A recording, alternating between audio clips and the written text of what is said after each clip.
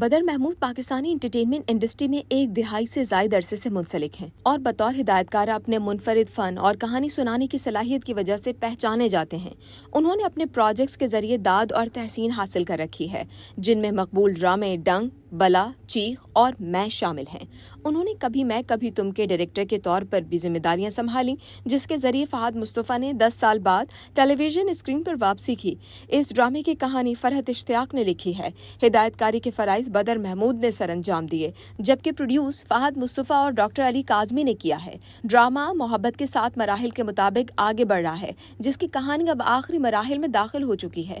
ڈرامے کی کاسٹ میں ہانی عامر اور فہد مصطفیٰ کے علاوہ عماد عرفانی، زینب مظہر، مایا خان، جاوید شیخ، بشرا انصاری اور دیگر فنکار شامل ہیں۔ اس ڈرامے میں بدر محمود اور فہد مصطفیٰ دونوں نے مل کر ایسا شاندار کام پیش کیا ہے جسے دنیا بھر میں پذیرائی ملی ہے۔ اس ڈرامے کی بدولت بدر محمود کو ان کے کام پر بے حد داد مل رہی ہے، چاہے وہ جدید فریم ہوں یا اعلیٰ معیار کے ویژولز۔ اس کے علاوہ مختلف OSTs کو بہترین مقامات پر شامل کرنے کی حکمت عملی نے بھی ناظرین کے دل جیت لیے۔ ایک انٹرویو میں ان سے سوال کیا گیا کہ آخر بدر محمود نے کبھی میں کبھی تم کے لیے ہاں کیوں کی؟ جواب میں ہدایت کار نے وضاحت کی کہ ابتدائی طور پر انہیں ڈرامے کا اسکرپٹ نہیں ملا تھا، بلکہ انہوں نے خود ڈرامے کی لکھاری فرحت اشتیاق سے رابطہ کیا، کیونکہ وہ کافی عرصے سے ان کے ساتھ کام کرنا چاہتے تھے۔ جب بدر نے انہیں پیغام بھیجا تو انہوں نے مثبت جواب دیا اور پھر جلد ہی ایک ملاقات رکھی جس میں اس پروجیکٹ پر بات چیت ہوئی۔ انہوں نے کہا کہ یہ کولیبریشن جنوری 2022 میں شروع ہوا اور اس کے بعد انہوں نے مل کر اس ڈرامے پر کام کرنا شروع کیا۔ ان کی ملاقاتوں میں فرحت نے 2-3 کہانیوں کے خیالات شیئر کیے اور آخرکار ان سب نے مل کر اس کہانی پر اتفاق کیا جو بعد میں کبھی میں کبھی تم بنی۔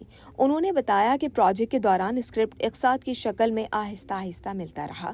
جب بھی وہ 2-3 اقساط پڑھتے تو انہیں اگلی قسط کا بے صبری سے انتظار رہتا، کیونکہ کہانی کا دلچسپ انداز انہیں آگے بڑھنے پر مجبور کر دیتا تھا۔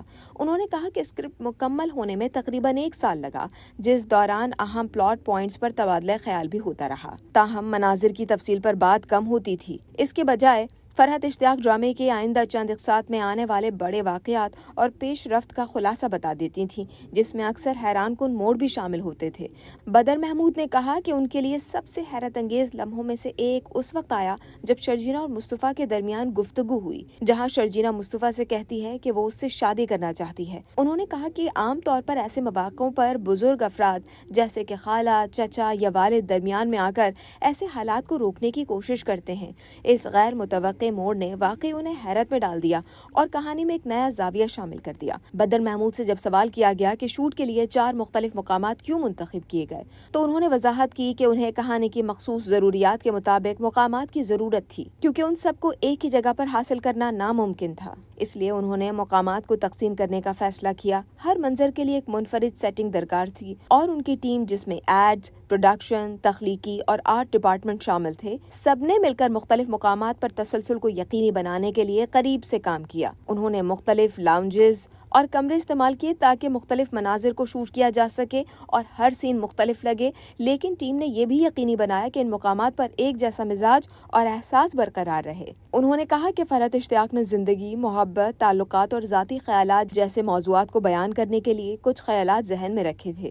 انہوں نے وضاحت کی کہ کہانی کی ایک بڑی طاقت اس کے کردار ہیں، جو مثبت اور منفی دونوں خصوصیات کے رنگوں میں نظر آ رہے ہیں، نہ تو مکمل سیاہ ہیں اور نہ ہی سفید۔ مثال کے طور پر عدیل کا کردار مکمل طور پر منفی نہیں دکھایا گیا، اس نے کچھ اہم کام بھی کیے ہیں، جیسے کہ وہ ہمیشہ اپنے والدین کا خیال رکھتا ہے۔ کرداروں کو اس متوازن انداز میں پیش کرنے کی وجہ سے یہ ڈرامہ حقیقی محسوس ہوا اور ناظرین کو ہر کردار میں حقیقی زندگی کی پیچیدگی کے کچھ پہلو دیکھنے کو ملے، جس نے انہیں زیادہ گہرائی سے جڑنے کا موقع فراہم کیا۔ بدر نے کہا کہ 3 مختلف OSTs کے استعمال کا خیال ڈرامے کے ساتھ محبت کے مراحل پر توجہ مرکوز کرنے سے آیا۔